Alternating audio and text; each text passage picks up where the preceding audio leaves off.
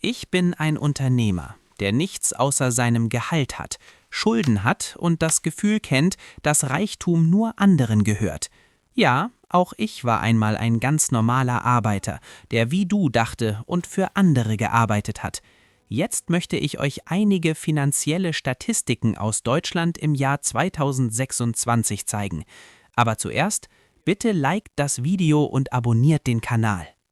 Ja, heute im Jahr 2026 werde ich euch einige der überraschendsten Finanzzahlen in Deutschland zeigen. Wir sprechen nicht über Milliardäre, auch nicht über extreme Armut. Wir sprechen über dich, über den typischen Deutschen und darüber, was sich ab heute in deinem Leben ändern kann, damit deine Zukunft besser wird als deine Gegenwart. In Deutschland liegt das durchschnittliche Nettoeinkommen eines Haushalts pro Jahr bei etwa 45.000 bis 48.000 Euro. Das entspricht ungefähr 3.750 bis 4.000 Euro pro Monat. Das klingt solide, aber schauen wir etwas genauer hin. Bei Haushalten unter 25 Jahren liegt das Einkommen bei etwa 18.000 bis 22.000 Euro.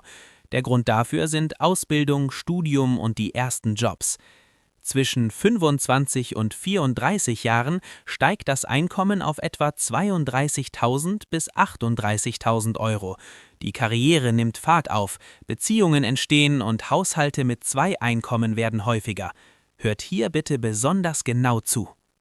Zwischen 35 und 44 Jahren erreicht das Einkommen etwa 42.000 bis 50.000 Euro. Diese Jahre sind die produktivste Phase und das Einkommen nähert sich seinem Höhepunkt. Zwischen 45 und 55 Jahren liegt das Einkommen meist bei etwa 50.000 bis 58.000 Euro und stellt für die meisten Menschen den Höhepunkt ihrer Einnahmen dar. Zwischen 55 und 64 Jahren sinkt das Einkommen leicht auf etwa 46.000 bis 52.000 Euro. Ab 65 Jahren liegt das Einkommen bei etwa 28.000 bis 34.000 Euro und besteht größtenteils aus der Rente und kleinen zusätzlichen Einnahmen. Der wichtige Punkt ist folgender: Selbst in den besten Einkommensjahren verdient ein typischer Haushalt etwa 50.000 Euro netto pro Jahr. Wenn davon Miete oder Immobilienkredit, Auto, Lebensmittel, Krankenversicherung und Steuern bezahlt werden, bleibt am Ende des Monats überraschend wenig übrig. Und genau hier beginnt das Problem. Die jährlichen Ausgaben eines typischen deutschen Haushalts sind ebenfalls sehr hoch. Haushalte unter 25 Jahren geben etwa 20.000 bis 24.000 Euro pro Jahr aus. Zwischen 25 und 34 Jahren steigt diese Zahl auf etwa 30.000 bis 36.000 Euro. Zwischen 35 und 44 Jahren liegen die Ausgaben bei etwa 38.000 bis 44.000 Euro, weil Kinder, Auto und Wohnkosten gleichzeitig auftreten. Zwischen 45 und 55 Jahren erreichen die Ausgaben mit etwa 42.000 bis 48.000 Euro meist ihren Höchststand. Mit etwa 65 Jahren sinken die Ausgaben wieder auf etwa 26.000 bis 32.000 Euro.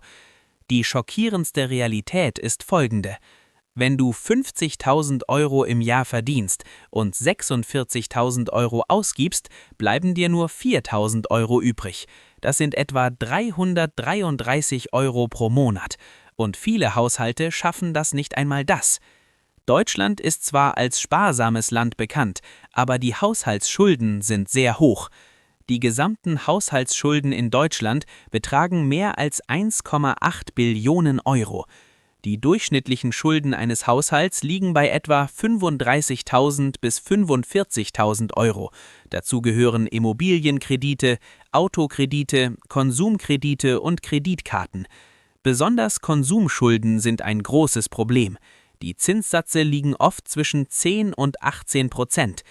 Wenn du zum Beispiel 8.000 Euro Konsumschulden hast und der Zinssatz bei 14% liegt, kann es etwa 15 Jahre dauern, diese Schulden abzuzahlen, wenn du nur die Mindestzahlungen leistest. In dieser Zeit zahlst du mehr als 10.000 Euro an Zinsen. Das bedeutet, dass dich eine Schuld von 8.000 Euro am Ende etwa 18.000 Euro kosten kann. Auch die Inflation hat eine stärkere Wirkung, als viele Menschen denken. Im Jahr 2026 liegt die offizielle Inflation bei etwa 2,3%, aber Inflation wirkt kumulativ. Seit 2020 sind die Preise in Deutschland insgesamt um etwa 25% gestiegen. Ein Produkt, das im Jahr 2020 noch 100 Euro gekostet hat, kostet heute etwa 122 bis 125 Euro. Die Lebensmittelpreise sind um etwa 25% gestiegen. Die Energiepreise sind zeitweise um mehr als 50% gestiegen. In großen Städten sind die Mieten um etwa 20–35% gestiegen. Das bedeutet, dass ein Haushalt, der 2020 mit 40.000 Euro leben konnte, heute etwa 48.000 bis 50.000 Euro benötigt, um denselben Lebensstandard zu halten. Immobilien sind in Deutschland einer der größten Gründe für Vermögensunterschiede. Im Jahr 2026 liegt der durchschnittliche Hauspreis in Deutschland bei etwa 380.000 bis 420.000 Euro. Das durchschnittliche Haushaltseinkommen dagegen liegt bei etwa 45.000 Euro pro Jahr. Das bedeutet, dass Häuser etwa 8 bis 10 Mal des Jahreseinkommens kosten. In Städten wie München oder Hamburg kann dieses Verhältnis sogar auf das 12 bis 15 Mal steigen. Deshalb schafft Wohneigentum einen großen Vermögensunterschied. Der durchschnittliche Nettovermögenswert eines Hausbesitzers liegt bei etwa 300.000 bis 350.000 Euro. Der durchschnittliche Nettovermögenswert eines Mieters dagegen liegt nur bei etwa 15.000 bis 25.000 Euro. Das ist ein Unterschied von etwa dem 15- bis 20-fachen. Das Thema Rente ist eines der größten finanziellen Risiken in Deutschland. Etwa 40–45% der Menschen kurz vor der Rente haben weniger als 50.000 Euro Ersparnisse fürs Alter.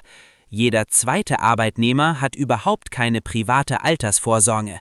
Finanzexperten sagen, dass man für einen bequemen Ruhestand etwa 800.000 bis 1 Million Euro Vermögen braucht. Die Realität ist jedoch andere. Menschen zwischen 55 und 64 Jahren haben durchschnittlich etwa 80.000 bis 120.000 Euro an Rentenersparnissen. Die durchschnittlichen Rentenersparnisse nach Altersgruppen sehen ungefähr so aus. In den 20ern etwa 10.000 bis 20.000 Euro, in den 30ern etwa 40.000 bis 60.000 Euro, in den 40ern etwa 90.000 bis 130.000 Euro, in den 50ern etwa 150.000 bis 200.000 Euro, in den 60ern etwa 160.000 bis 220.000 Euro. Aber ein Vermögen von 200.000 Euro bringt pro Jahr etwa 8.000 Euro Einkommen. Das sind etwa 667 Euro pro Monat. Die durchschnittliche gesetzliche Rente in Deutschland liegt im Jahr 2026 bei etwa 1.350 bis 1.450 Euro brutto. Nach Steuern und Abzügen bleiben etwa 1.100 bis 1.200 Euro netto übrig. Zusammen mit privaten Ersparnissen liegt das monatliche Gesamteinkommen eines typischen Rentners bei etwa 1.700 bis 1.900 Euro. In teuren Städten wie München, Hamburg oder Frankfurt kann es mit diesem Einkommen schwierig sein zu leben. Der durchschnittliche Nettovermögenswert in Deutschland liegt bei etwa 300.000 bis 120.000 Euro. Nach Altersgruppen verteilt sieht das ungefähr so aus.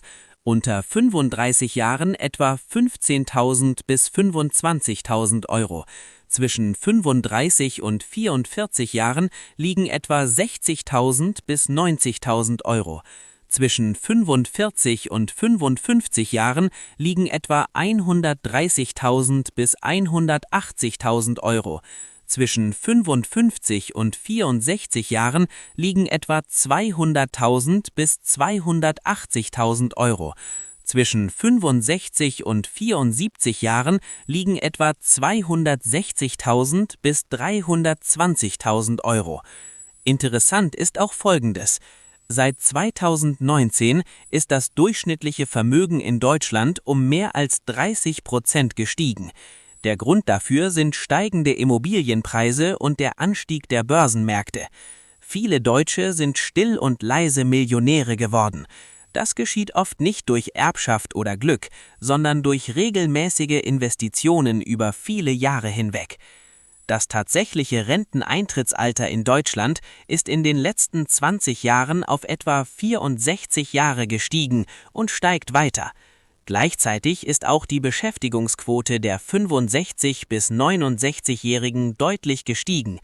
Immer mehr Menschen arbeiten sogar noch nach dem 70. Lebensjahr, manchmal aus Notwendigkeit, manchmal aus eigener Entscheidung.